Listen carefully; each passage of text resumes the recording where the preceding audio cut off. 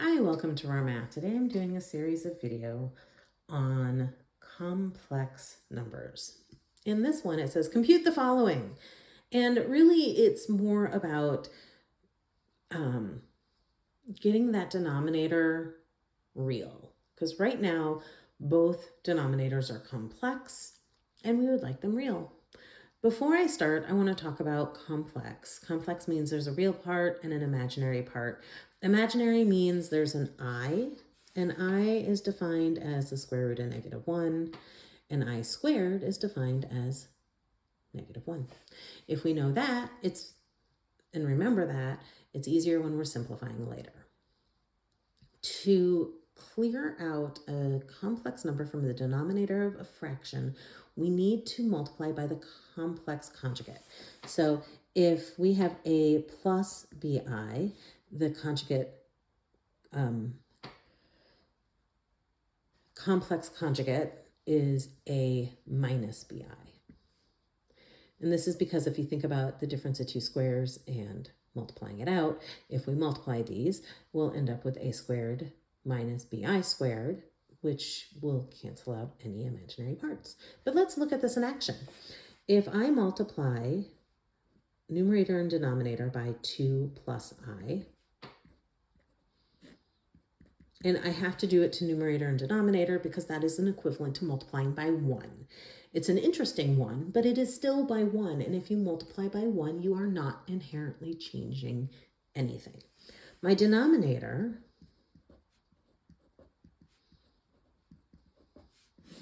is 2 minus I times 2 plus I. I'm going to use the distributive property with stacking. So 2 times 2 is 4. 2 times I is 2I. Negative I times 2 is negative 2I. And negative I times I is negative I squared. When I bring this down, I'm going to translate it. So I have 4 minus a -1. And 4 minus a -1 is the same as 5. So my numerator is 9 times 2 plus I, and my denominator is 5. And I've now essentially cleaned the denominator up, and I have a solution. I have a problem that's cleaner, and this is the form we want our fraction. We want the denominator of our fraction to be an integer.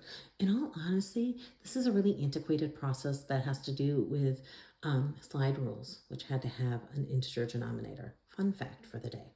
Okay, so let's get this denominator cleaned up. We're going to multiply numerator and denominator by 3 plus 7i. So again, we're just going to look at the denominator.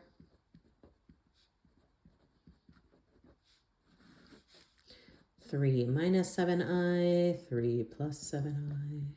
So 9 plus 21i, negative 21i, minus 49 times negative I squared.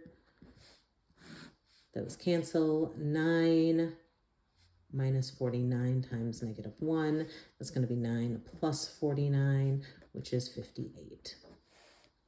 This leaves us with -4 times 3 plus 7i over 58.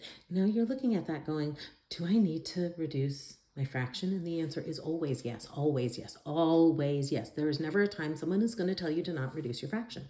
So a 2 can come out of 4 and 58. -2, 3 plus 7i over 29. Antiquated practice for the win. All right, I hope you've enjoyed this video. Please subscribe to my YouTube channel, and I will see you on the next video. Thanks.